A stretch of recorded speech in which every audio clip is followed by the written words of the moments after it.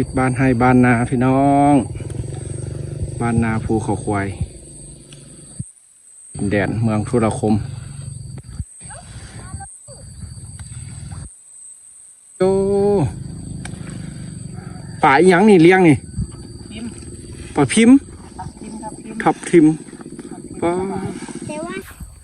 นาล้อมหัวให้งัวยันงัวออกแล้วก็มาเบิ่งหนองป่าเสี่ยวเพิ่นเลี้ยงป่าทับทิมกับป่าสวายกับป่านิ้นไอ้ตนเมียกันนี่ไปเฮ็ดเวียกพูนเหลือเพิ่นกับลูกพี่น้องเลยนี่ลูกน้อยผู้บ่าวเฮิมลูกติดมาล้อมหัวซอยเพิ่นสิถ่ายคลิปบรรยากาศอยู่บ้านเฮาให้พี่น้องเบิ่งทางฝั่งไทยแล้วก็พี่น้องทางลาวบ้านเฮาที่เพิ่นอยู่อเมริกาเพิ่นติดตามเฮาเนาะเพิ่นก็เมนซองป้ามะเขือเหลืองนี่เด้อถ้าแม่นอันนั้นส้มปลาน้อยเด้อ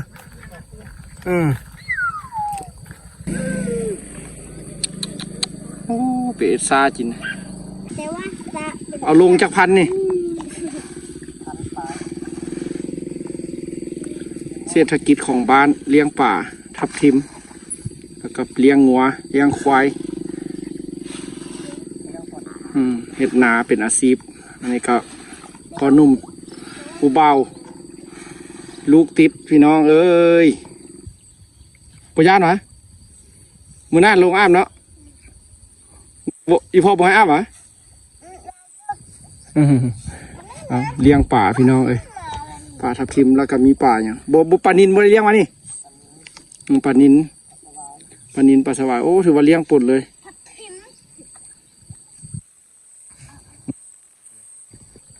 อันนี้ก็เป็นนาของเพิ่นเอ็ดนาแด่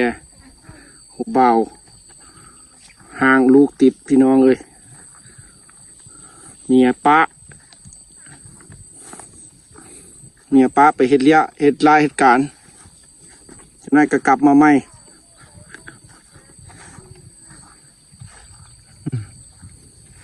โอ้หนองป่านี่งามเนาะจู้มีอย่างป่าอย่างแล่นมาพี่ เห็ดคนวะหัวตั้งเฮเลอมาป้อฝนสิตกตัวนี้นะฟ้ามืดคึ้มนี่พี่น้องนั่นก็ตีนภูเขาควายเด้ออันนั้นนะพี่น้องตีนภูเขาควายเมืองธุรคมอยากขึ้นไปเอ็ดคลิปอยู่พี่น้องโอ้อยากไปถ่ายคลิปอยู่วัดถ่ายพี่น้องเบิ่งวัดภูเขาควายวัดดังวัดใหญ่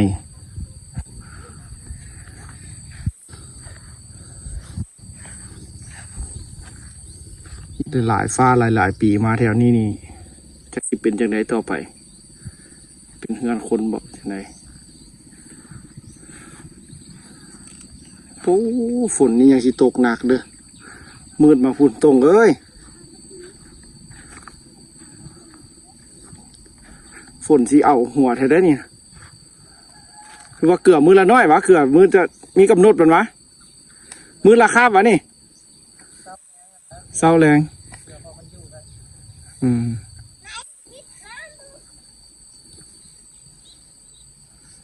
นานี่เฮ็ดลายวะนานี่จัก11 ไร่ไปถือว่าบ่ได้ดำเนาะว่านเอาเบิดวะว่านเอาเบิด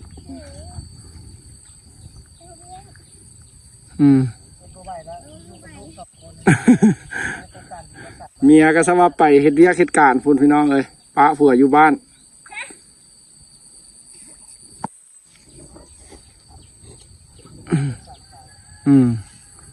ใครแต่ดินเพิ่นมันมอเส้นทางพี่น้องเลยมอเส้นทางสิ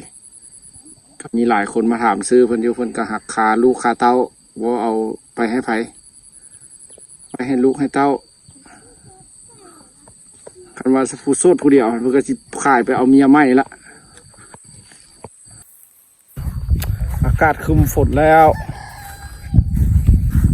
มาทุ่งไร่ทุ่งนาที่เราคิดฮอดตอนยังน้อยพี่น้องเอ้ยยังน้อยแล่นลิ้นน้ำอยู่ห้องคันไถนานี่เด้แถวนี้ปัดใหญ่มาเลยอยากเป็นเด็กน้อยปัดยามยังน้อยผัดอยากใหญ่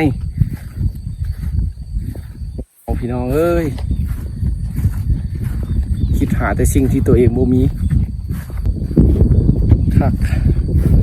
คักพี่น้องเอ้ยเขามักขนาดอยู่ไฮอยู่นาสินะมาบ้านกันจะสิละมาบ่ทันเฮ็ดนานะเพิ่นเฮ็ดแล้วละพี่น้องเอ้ยเพราะว่าเพิ่นบ่ดำช่วงเดียวนี่บ่ดำนาเพิ่นมีแต่บ้านเอาเดี๋ยวนี้ไผก็มักสบายแล้วพี่น้องตะกี้นี่มาดำให้ดำนายามนี้โว้ยแล้วแหละบ้านเราสบายป้าลมพัดเย็นครับลมพัดเย็นซื่นถ่ายบ้านเฮาให้เบิ่งเด้อพี่น้องเอ้ยทุ่งนาเมืองทุรคมแข่งเวียงจันทน์นั้นยังเห็ดนาได้นะโลกาเห็ดนาสองผัวเมียวิถีชีวิตแบบลาวๆบ้านเฮา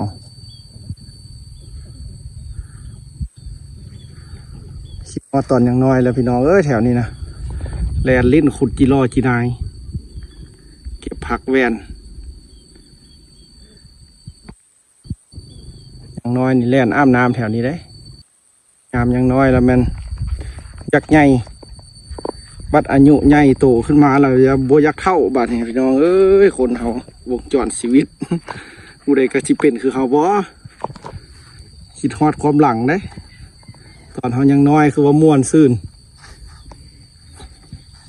เห็นไผก็อยู่ครบหน้าครบตาบัดใหญ่มาแล้วมีแต่จากแต่หายกันไป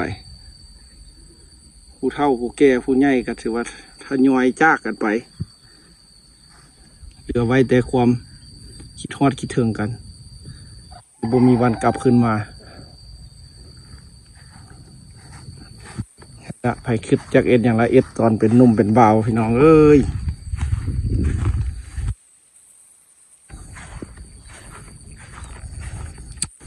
โอ้ขักเลยแนวนี้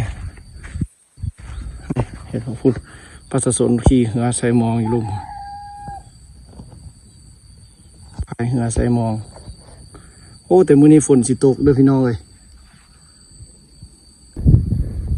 ดินดอนนี่ยังกว้างอันนั้นก็เป็นห้องน้ำหมดเลยพี่น้องเลย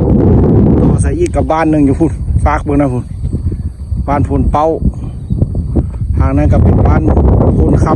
ำหรือว่าเป็นหนองน้ำกลางครึ่งแล้วเป็นน้ำประชาชนแต่ละบ้านก็ออกหากินหาป่าใส่เบ็ดใส่มองตามวิถีชีวิตบ้านเฮาดังเดิมเพิ่นพาเฮ็ดว่ายามนี้แล้วมันบ่อึดปูอึดป่าพี่น้องเอ้ยหอยกุ้งป่าหลายว่าแต่ผู้ใดดูหาเอาบ่แล้วให้แล้วนา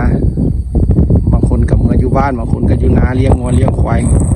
หักส่วนหลายคนจะอยู่ให้อยู่นาหมดพี่น้องเลยคำแรงจะค่อยเมื่อบ้านเมื่อซ่องเอาถ่ายต้นขามต้นนี้ให้พี่น้องเบิ่งเด้อผู้ทีเราคนอยู่ในเวียงในนาอยู่ไก่ได้คิดเห็นภาพแห่งต้นขามต้นนี้มันจะคิดฮอดคิดถึงดอกคันผู้ใดอยู่ทงนาทงนี้ทงนาตู้แสงขำเด้อต้นขามต้นนี้แล้วมันโอ้ยตะกี้ละย่างผ่านมานี่ละผู้ใดไปให้เป็นนาย่างมานี่ตอนสมัยบ่มีหนทางพี่น้อง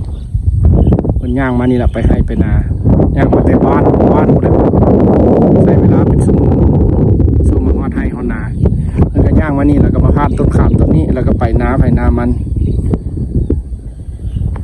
คำแรงเราจะค่อยเห็นกันอยู่บ้านบัดสมัยนี้เราฮิตกันอยู่ให้อยู่นาอากาศดีพี่น้องเอ้ยนี่นะคักได้เนี่ยคันได้มาสิโอ้ดีแต่มาบ่ทันพี่น้องเอ้ยเพิ่นคาดเพิ่นไถหมดแล้วซะนะนี่ฝนตกไหมได้การกบการเชียดได้นี่แต่ยามนี้มาก้านก็ได้แต่หากมันบ่คักขนาดเพราะว่าเพิ่นเอ็ดให้เอ็ดนาแล้วมันพอบ่ได้ย่าง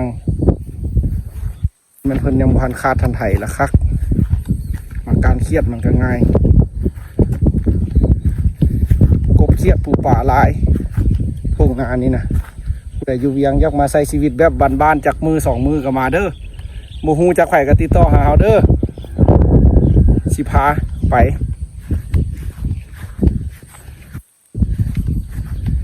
โอ้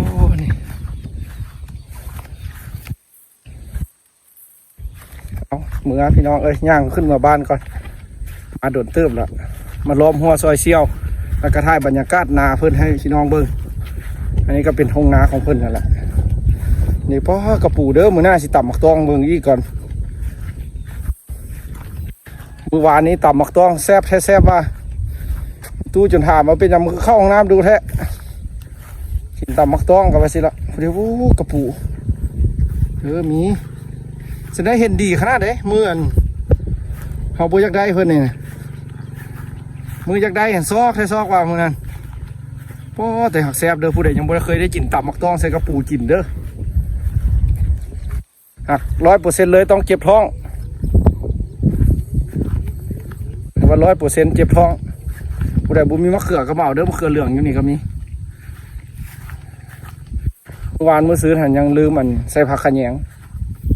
ได้ผักขะแยงมาใส่ยี่แห้งคักเอาหัวบ้านกับพี่น้องฝนกับสิไล่หัวทำหัวแล้วดิมืดคือเอาไปจะพบกันใหม่คลิปต่อไปเด้อแล้วเฮาสิพาถ่ายเบิ่งบ้านของเฮาพี่น้องถ่ายบ้านของเฮาให้พี่น้องเบิ่งชีวิตบ้านนา